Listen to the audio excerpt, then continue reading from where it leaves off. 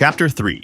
The Spouter-Inn. Stepping into the Spouter-Inn felt like entering a cursed shipwreck turned Airbnb. The hallway was low, wide, and rough, all creaky floorboards and walls that looked like they'd been ripped off an old pirate ship. Right as you walked in, there was this massive painting on the wall, totally wrecked, covered in grime, shadowy, and just chaos. Like if someone tried to paint their sleep paralysis demon during a blackout. You could stare at it forever and still not know what you were looking at. A black blur floating over 3 pale blue streaks in a mess of fog. Gave off big, this is either genius or totally unhinged energy. Eventually, after some Sherlock-level squinting and asking around, I figured it might be a shipwreck. Or maybe a whale impaling itself on broken masts mid-rage. Honestly, it was kind of metal. On the opposite wall, a museum of nightmares, tribal weapons, bone clubs, spears with teeth, knives with hair. Literal murder memorabilia. Whaling lances twisted from time, harpoons like cursed relics.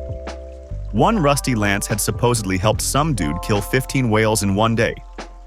Another harpoon got stuck in a whale, traveled inside it for 40 feet, and was recovered years later. Insane. Past that hallway, you entered the public room. Dark, low ceilings, floor like it was cut from shipwreck planks. The whole place creaked like it might dislocate. At one end, a long table stacked with glass cases full of dusty stuff from God knows where. In the corner, the bar, made to look like a whale's head, and inside its gaping jawbone stood the bartender, a crusty little dude named Jonah, selling booze like it was cursed gold. The glasses he used were straight-up scams.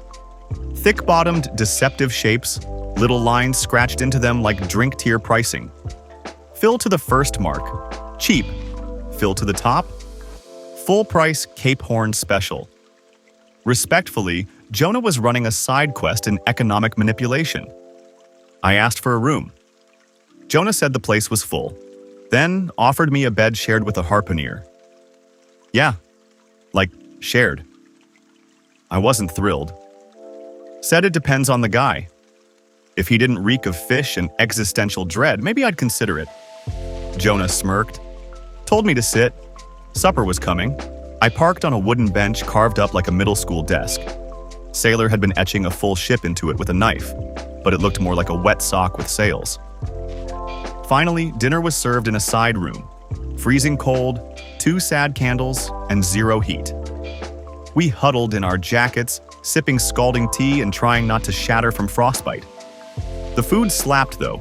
Meat, potatoes, and dumplings. One guy went full animal on them.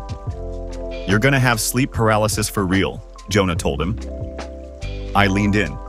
"That's not the harpooner, right?" He laughed. "Nah, harpooner's darker skinned. Doesn't touch dumplings. Only eats rare steaks." "Excuse me?" "Yeah, like bleeding." I didn't love that. Told myself, if we're sharing a bed, he gets in first. Non-negotiable. Later, the crew of the Grampus burst in. A bunch of wild, half-frozen sailors just back from a 3-year trip. Looked like bears from the Arctic. They rushed the bar like it was a life raft. Jonah served them liquor in fish bowls. One had a cold. Jonah made him a potion of molasses and regret. Among the chaos, I noticed one guy standing apart. Tall, jacked, quiet, like if sadness had biceps. He didn't party like the others, just watched, detached.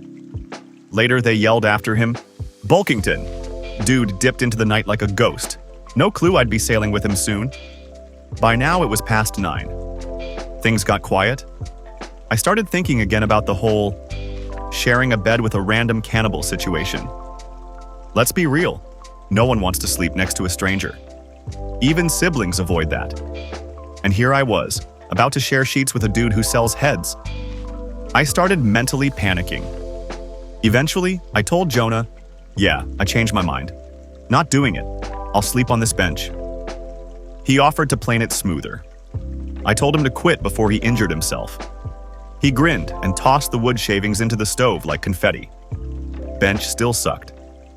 I tried everything. Stacked chairs, rearranged furniture, curled up like a shrimp. But the cold was relentless. Wind was tag-teaming me from door and window.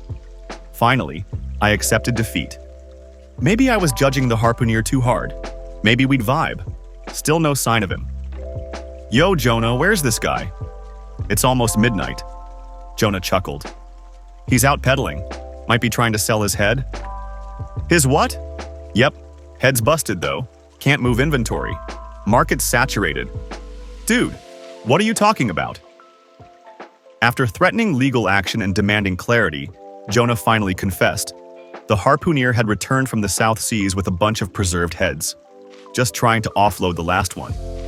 Apparently, Sunday wasn't a great day for human head sales. Respectfully, what the hell? Landlord, this guy's unstable. He pays on time. Get in the bed. Sal and I used to sleep there with 2 kids at the foot. It's roomy. Eventually, I gave in. Jonah showed me to the room, cold, minimal, with a massive bed that looked like it could host a small party. I scoped the place. Sailor gear, a harpoon, creepy bone hooks, and something weird on the chest. It was like a shaggy poncho doormat hybrid. Wet, heavy, smelled like damp animal.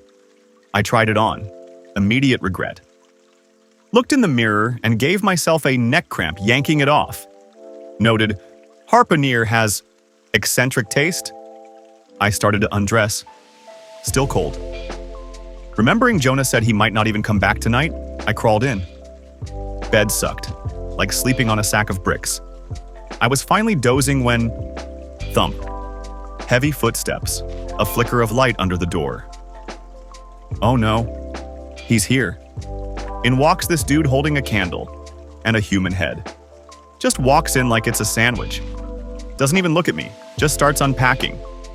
His face? Purple-yellow, black squares. Looked like a geometry quiz gone wrong. I thought it was bandages at first. Nope. Tattoos. Full body, arms, legs, back. The whole dude was inked up like a journal of bad decisions. Then things got weirder. He pulled out a tiny idol, like a creepy little statue baby. He set it up in the fireplace like a pagan shrine. Lit shavings on fire. Burned a biscuit. Offered it to the idol. Made weird noises. Bagged the idol again like it was a granola bar. I was frozen. Not by fear, by sheer confusion. Who was this guy? Then he picked up his tomahawk, lit it like a pipe, blew out the candle, and got into bed with me. I screamed. He grunted, reached out, touched me. Who EW? No talk? I killy. Landlord! Help! Coffin! Angels! Anyone! Jonah rushed in with a lantern. Harpooner sat up like, what's the problem? Puffing on his tomahawk like it was a bedtime story. Jonah explained, this is Queequeg. Chill. He won't hurt you. You're just roomies. Queequeg even scooted over politely and patted the bed like, you good, bro? I hesitated. But honestly, he seemed kind, calm. For all the face ink and head collecting, he was just another guy trying to sleep. I told Jonah, fine, but no smoking in bed. I'm not insured. Queequeg nodded, put the pipe out, rolled over. I got in and slept like a rock.